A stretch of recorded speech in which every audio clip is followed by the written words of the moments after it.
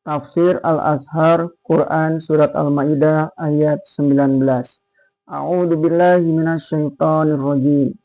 Ya ahlal kitabi qad ja'akum rasuluna yubayyinu lakum ala fatratin minar rusuli an taqulu ma ja'ana min basyirin wala nadhir. Wa qad ja'akum basyirun wa nadhir. Wallahu ala kulli syai'in qadir.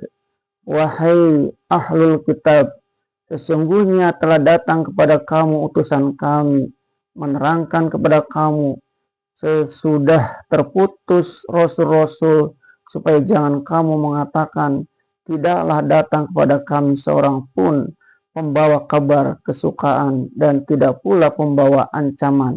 Maka sesungguhnya telah datang kepada kamu pembawa berita kesukaan dan pembawa ancaman itu, dan Allah atas tiap-tiap sesuatu adalah Maha Kuasa. Tentang kedatangan Rasulullah Shallallahu Alaihi Wasallam. Wahai ahlul kitab, sesungguhnya telah datang kepada kamu utusan kami. Itulah dia, Muhammad bin Abdullah, keturunan Quraisy, keturunan Ismail anak Ibrahim, yang diantarkan oleh ayahnya Ibrahim itu ke Paran atau Mekah ketika Ismail itu masih dikandung oleh ibunya Hajar, lalu menurunkan Arab Adnan, menurunkan Quraisy, menurunkan Muhammad ini, menerangkan kepada kamu sesudah terputus rasul-rasul, yaitu karena setelah Isa Al-Masih tidak ada rasul-rasul diutus, sehingga terdapat kekosongan lebih dari 5 abad lamanya. Inilah dia, Nabi itu yang dijanjikan oleh Musa, bahwa dari pihak saudaranya Bani Ismail akan timbul seorang Nabi yang telah dijanjikan oleh Isa Al-Masih. Biarlah dia pergi, sebab akan datang kelak ruh kebenaran dari sisi Allah, menyempurnakan sabdanya yang sebagai tersebut di dalam karangan Yahya, Injil kamu yang keempat, bahwa pendeta-pendeta Yahudi dan orang Lewi pernah menanyakan kepada Yahya bin Zakaria, engkaulah Al-Masih itu? Dia menjawab, bukan. Lalu mereka bertanya, engkaukah Elia? Dia pun menjawab, bukan. Lalu mereka berkata pula, engkaukah Nabi itu?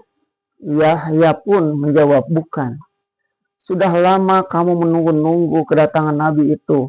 Masih tertulis harapan akan kedatangannya dalam kitab-kitabmu sendiri. Ini dia sudah datang. Tidak ada lagi Nabi lain yang ditunggu lagi. Dia datang menerangkan kepada kamu akan perintah-perintah Allah. Sebab sudah lama rasul-rasul terputus, supaya semangat keimanan kepada Allah dibarui kembali. Kalimat fatrot atau fatroh dalam kalimat ini kita artikan terputus.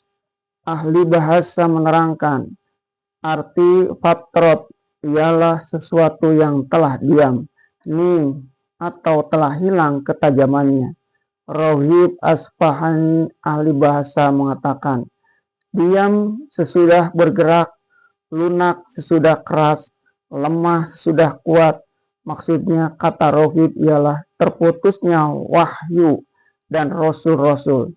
Tidak lagi diutus Allah selama berabad-abad. Ibnu Katsir menulis dalam tafsirnya, maksud ayat ini ialah bahwa Allah telah mengutus Muhammad SAW setelah rasul-rasul terputus, tidak ada sambungannya lagi, sehingga laksana suatu jalan yang biasa ditempuh sekarang telah semak. Ajaran agama telah mengubah-ubah dari keasliannya karena banyak tambahan manusia, dan telah timbul banyak sekali penyembah berhala, penyembah api, dan penyembah kayu salib. Maka dengan kedatangan Muhammad SAW itu sempurnalah nikmat Allah, dan terasalah perlunya kedatangannya itu untuk seluruh isi dunia.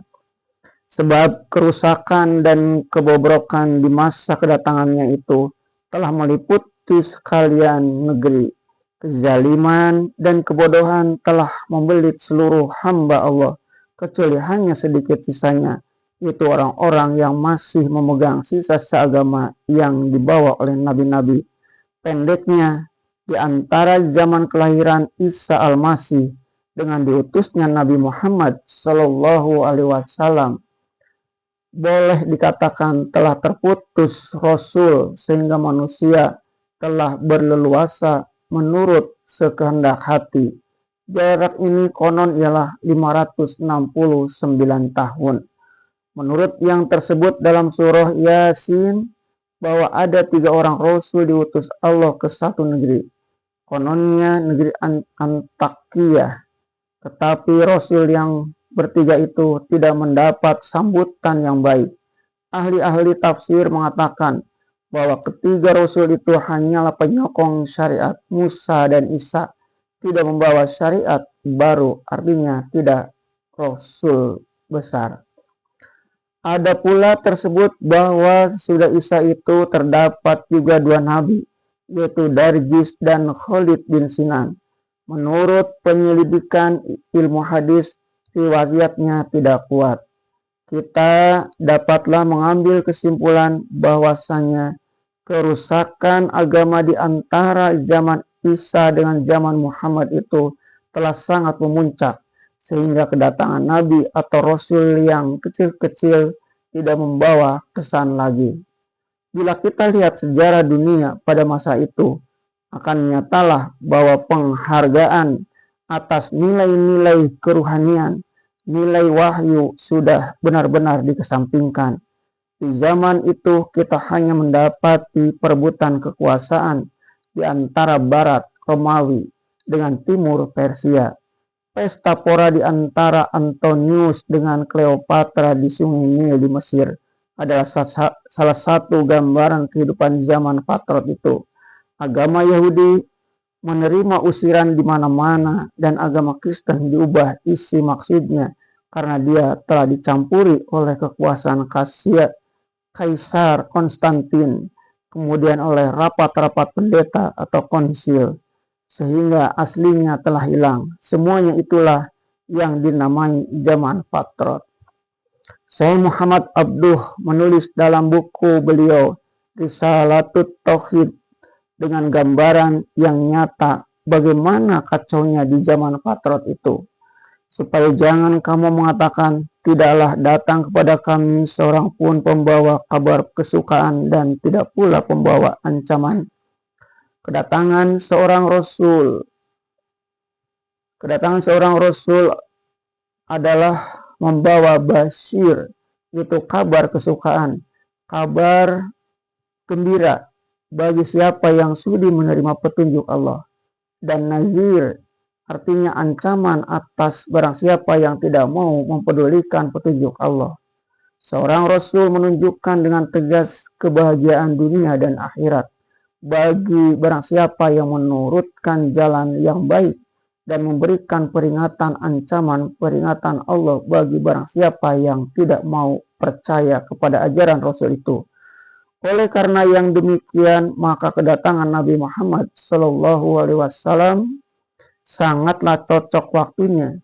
Kalau sekiranya keonaran, kezaliman, dan kemusyrikan berlarut-larut, lalu manusia tidak dihukum oleh Allah, tentu manusia dapat menegakkan hujjah. Kami tidak salah, yang salah ialah Allah sendiri.